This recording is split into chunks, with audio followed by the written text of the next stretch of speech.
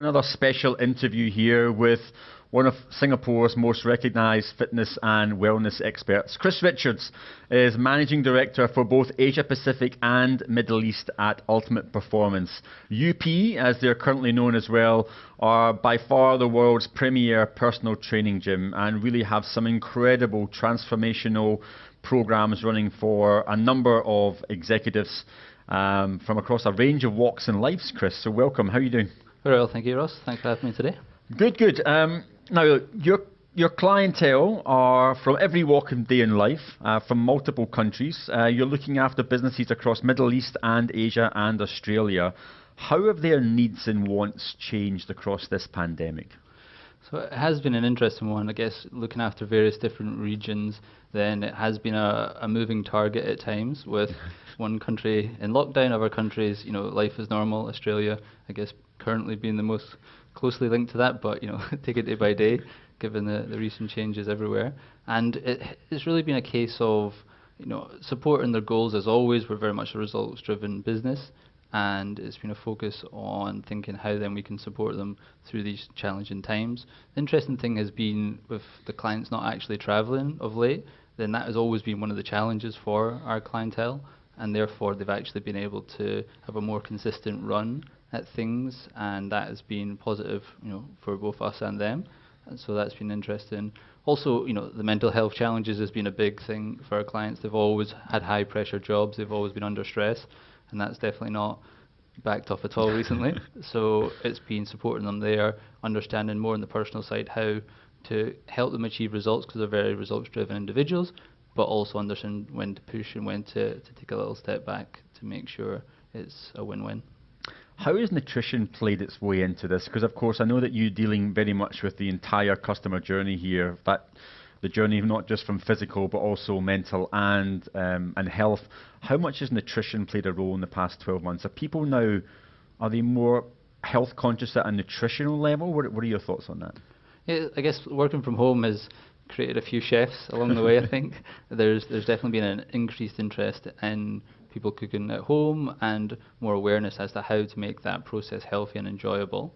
And I guess learning how to cook cuisines from the countries they used to travel to has been something we've heard a little bit about too.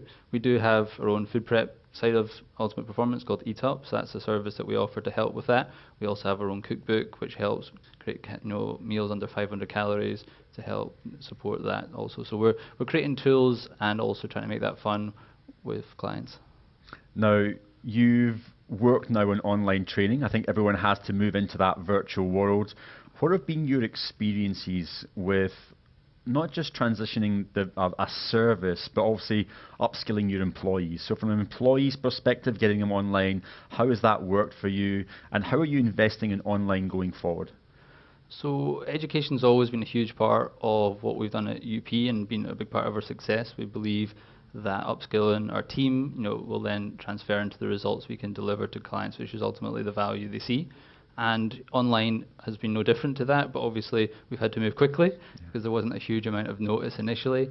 And it has been an ongoing process. We've focused on the tech side as well heavily to support that. And then also the internal resources, obviously there's different personalities and skill sets, and those that are strongest in that area have obviously taken a lead in how we can support that. Do you look at online as a supplementary, a kind of complementary part of the business, or would it ever become in its own right a separate P&L? What are your thoughts in terms of where that would be in your future business? So we're very much in the position that bricks and mortar gyms are here to stay, and the clients love that experience. They love the face-to-face. I think in the initial experience with lockdowns and we did virtual training, there was feedback that this is great, and when I travel, this is something I'd like to do in the future. We've not quite got to that stage yet to test the waters properly there, but when we go through these rolling lockdowns, we do see the virtual training uptick. But when it's a choice between in-person or virtual, in-person still wins. But it's definitely a growing market. There's a lot of, it's a crowded market now. Everyone's piled in there of late. So, as always, we're going to focus on the quality, the value, and a big part of how we drive that is through the accountability on the client side. That's a big part of our business, but then also on the trainers that are delivering that. And that's where we can differentiate between a one-man band, or whether it be a mass market product where it's harder to necessarily have that personal touch. We've got a lot of touch points and ways of holding people accountable, both on our team and the client taking the service. Now you've got immense experience in personal training, Chris, both from back in London all the way moving through here into Asia. You've seen the personal training market evolve in terms of techniques, in terms of methods, in terms of marketing, in terms of sales, in terms of technology, equipment. How do you think the personal training market will evolve further in the future? We're seeing a lot of trends. Will some of these trends stick, do you think? What's going to change forever for personal training post-COVID, and perhaps what might go back to being the same? So I feel that in terms of the education side of those, delivering is a key part of this. So the quality gap will increase, I feel, between those that invest in themselves and their teams versus those that kind of stay with where they were before and are not always looking to upskill.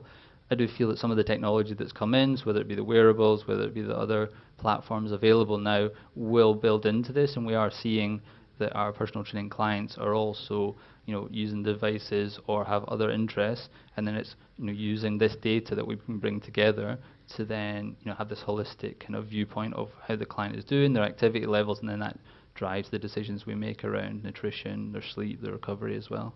So I feel that there is a definite benefit of all this technology. I do feel that's going to help. I can only see that continue to grow with the amount of money that's getting invested in that area.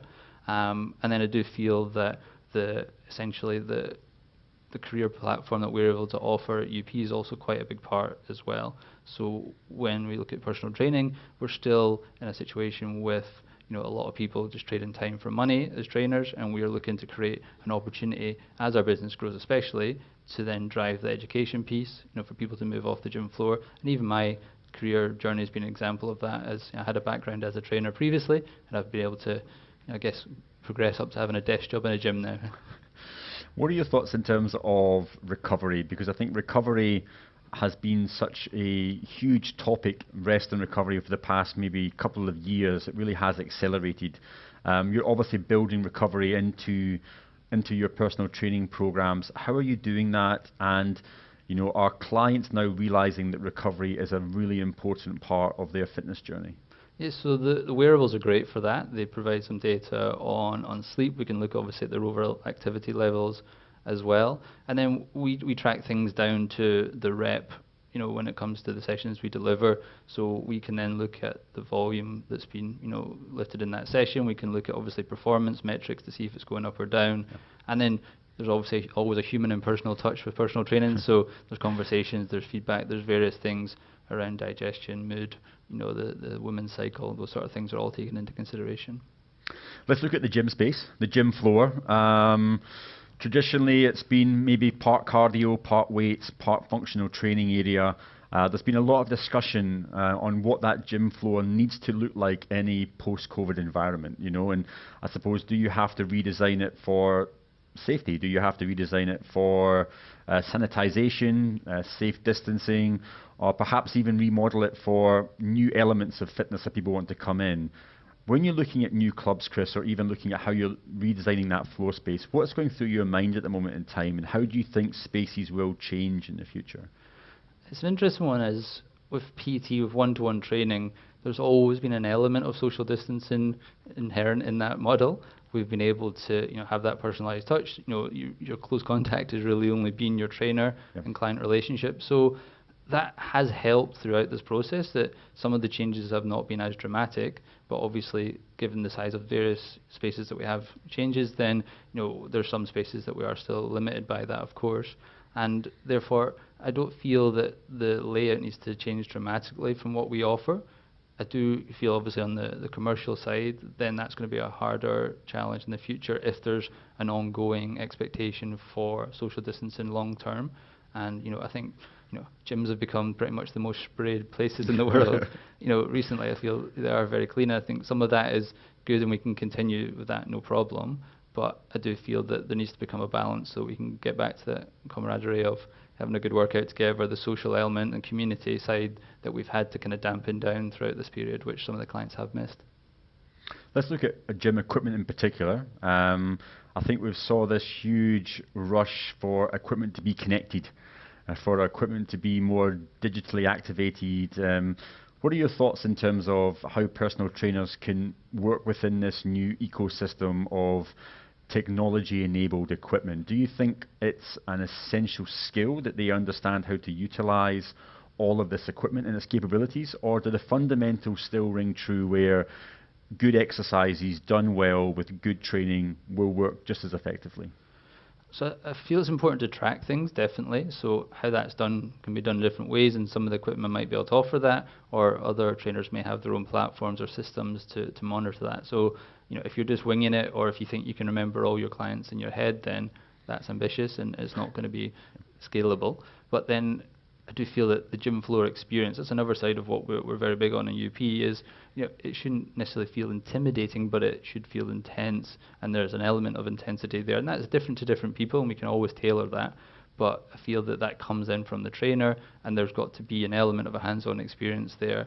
And we don't want people on their laptops or on plugging things in the whole time. It wants to be a case of, okay, there's still an experience, it's still visceral, but on the flip side, that data is available. The less time that's spent doing that, the better, but we want to have that information available. Let's keep on experience, because of course you've got a few ideas or options on where you could invest going forward, and whether you invest in technology, whether you invest in locations and staff and education and product. What are your thoughts in terms of where you see UP investing in the future to enhance member experience and even just improve the business generally? So technology has been a big part of the investment. We have always focused on the gym floor and the experience there, and there was plans in place already, and we were improving technology, and COVID's definitely sped that process up. So the size of the team we now have based internally on tech alone, we'll be calling ourselves a technology company shortly, as well as a personal training company. So that's exciting, what that will be able to allow us to achieve.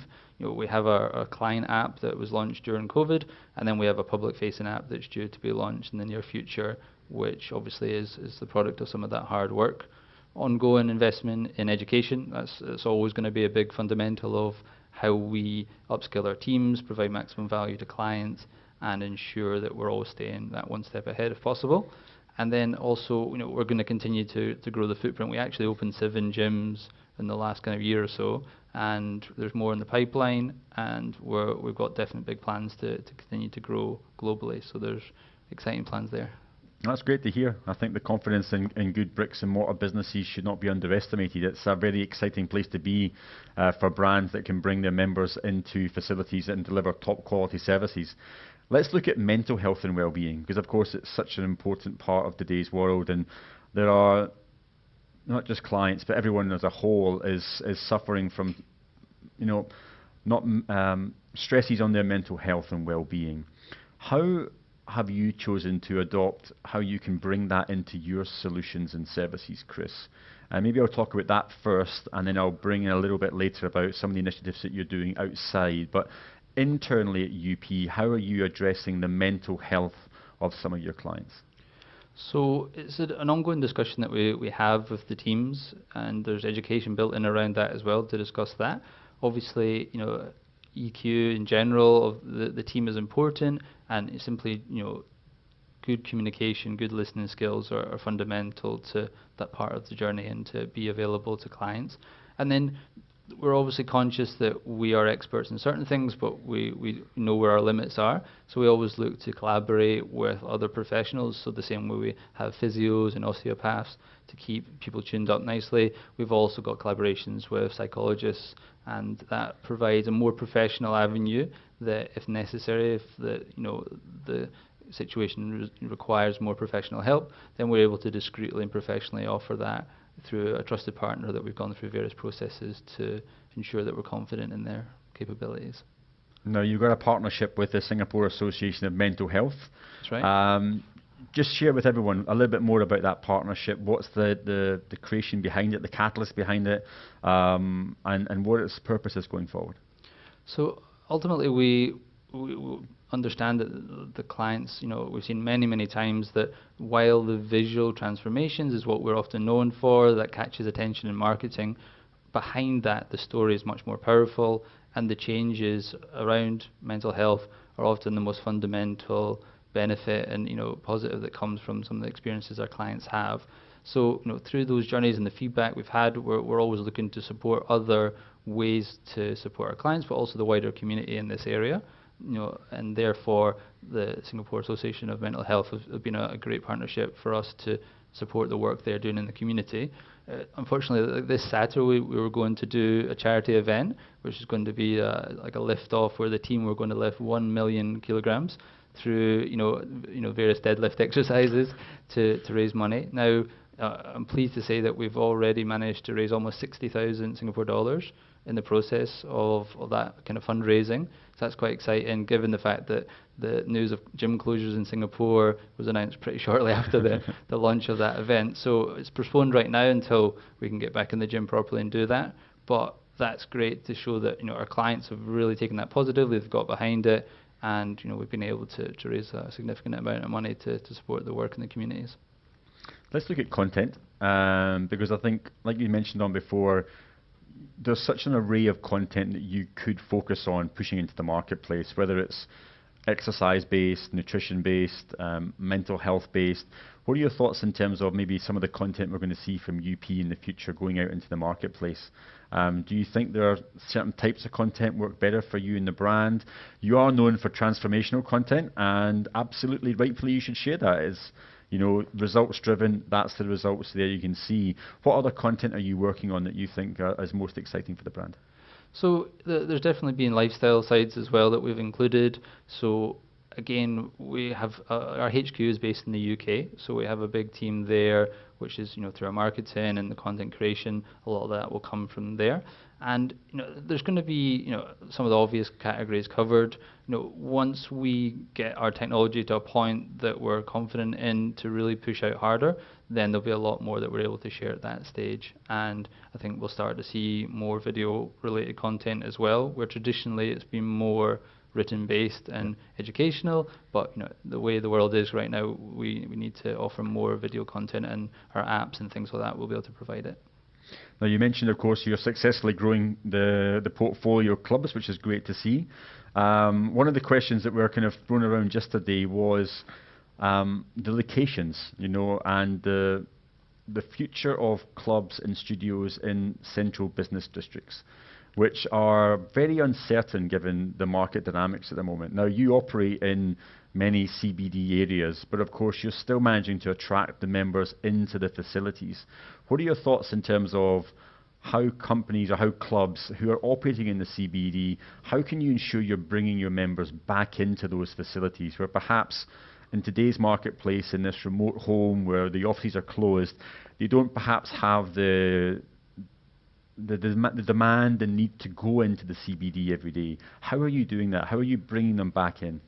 So for us, it's really been a case of it being a destination, and like there being a differentiation between what we're offering and it may not be available somewhere else. So if you're able to offer a service, a product that the clients are coming to, and like they see value in that journey, then that makes a big difference. If it's something that they ultimately could replicate in their own home or the gym that's next door, then that's going to be the harder challenge for our operators. So for us, because we've got the track record, the results focus, and the high level of value that we're able to offer for a service, then clients, like a lot of our clients, are working from home. We're lucky in somewhere like Singapore where the journey isn't so far. Somewhere like London, somewhere like Sydney, it's more spread out. Then we are seeing that that's a harder sell, but we are still seeing people willing to do that. And therefore, that's where having other services such as the virtual is more important longer term if work from home stays for the future. Where do you see most growth opportunities in terms of locations for you in Asia Pacific and the Middle East? Because, of course, the countries are coming back post-COVID in various different speeds. You've got a really strong base in Europe. You're growing your Middle East and your Asia Pacific portfolio. What countries are of interest to you in the next couple of years? Without giving away the secret sauce, but what areas are on top of mind? Well, everywhere I look after, I like to grow, so like that gives us a few options. But I think China is somewhere we were looking at previously, and it's somewhere we would like to look at seriously in the future again. The the US, we're looking at more Asia side here at the minute, but the US, there's a huge amount of opportunity there, and we are growing quite significantly there already. Dubai, for example, we opened a second gym late last year, so that's going well, and there's things are going well in that area in general. So I feel there is more growth in that. And then somewhere like Australia, again, I think it's got a more mature fitness market, and there's definitely options there once things settle too. Now let's turn the spotlight on you for the last few minutes, Chris. You're managing a business. You're managing a large group of individuals. Very active individuals. Some might say that the personal trainers are the hardest individuals to manage because they are different types of beast and phenomenal people, but different types of people to manage. How have you managed to manage your business in the past 12 months? What's changed in the way that perhaps you've approached how you manage the business? How have you saw that some of your own employees have changed, and how have you managed to work with them through those changes? So I guess on one side, I've not been able to travel to some of the teams, so that has been a new challenge, and we've had to do that virtually. But there are great management teams in all of the locations we have, so obviously we have the footprint on the ground to help support that. And then I think it's been a big part of communication, really, to ensure that there's an open dialogue with what's happening. We didn't always know the answers as things changed, but we needed to be decisive and make that clear decision. We didn't always have experience to call on when we made those. It might not have always been the best decision, and we were open and honest at times with our teams when that happened. But making sure that we all were realistic to the circumstances, that we were patient and understood that we were going through this together. We all had our own frustrations. We wanted to push ahead. Given the nature of a lot of the trainers and the individuals within it, we're very much go-getters. We want to get ahead and to win and to push on. And therefore, we've had to temper that a little bit. But also, all the things we just talked about, we've been able to show there are plans in place and there are opportunities ahead. And we've learned a lot from this. The first ever lockdowns versus the more recent rolling lockdowns has been a very different experience, much more calm and collective, and being able to communicate things very clearly with the teams, and it's been a much more seamless process. Self-reflection. I think everyone's had a chance to look at themselves and understand where you should put more time, where you should be putting more energy into your life. You become a dad in the past 12 months, I believe. Yeah, 12 months, give or take, which is obviously a fantastic avenue for your own energy. But where are you putting more energy? Where are you putting more time? Where are you putting more commitment for yourself, Chris? Yeah, so I guess, the family side has been one of the things of all that's happened over the last kind of year plus has been one of the things I've been most grateful on, that I've been able to be part of that journey and experience and spend time with the little one, and that's been awesome to be able to do that. And the benefit of not having to travel has certainly been clear there. And then it's really a case of reflecting on all these different experiences, all the things that have happened, and looking to review and refine the leadership approach and style that I take, and to always look to ensure that we have good relationships and communication with the team. And I guess most recently I've had to learn to train outdoors in the Singapore heat and try not to get heat stroke in the meantime. That's been the latest challenge I've had to do while gyms have been closed. Okay, one closing question, off-piste. I'm going to borrow it from Tim Ferriss. I've asked a few people yesterday, if you had the chance to write one word or one phrase on a billboard, and a billboard for all to see in the city centre of Singapore, what one word or one phrase would you write on that billboard? I would say be kind, or kindness. I guess given the theme we've just talked about in mental health, I think we rarely understand quite how much everyone's going through. This year's highlighted that even more so, and I do feel that we just need to always just reflect and think, we don't know all the details, we don't know what's going on behind the reactions or what is happening with someone, and to try and show a bit more kindness to everyone would do us all a lot of good. I couldn't agree more. Ladies and gentlemen, a great lesson a great reflection point to finish up on here. Be kind, absolutely. Be grateful and be kind. Chris, thanks so much for a good conversation. Very much appreciated. The Ultimate Performance team, folks, you can see across numerous countries and cities, wherever you are in the world, and look forward to seeing them more. But we'll return, folks, in about 2 or 3 minutes with the next speaker. But for now, Chris, thanks very much. Thank you.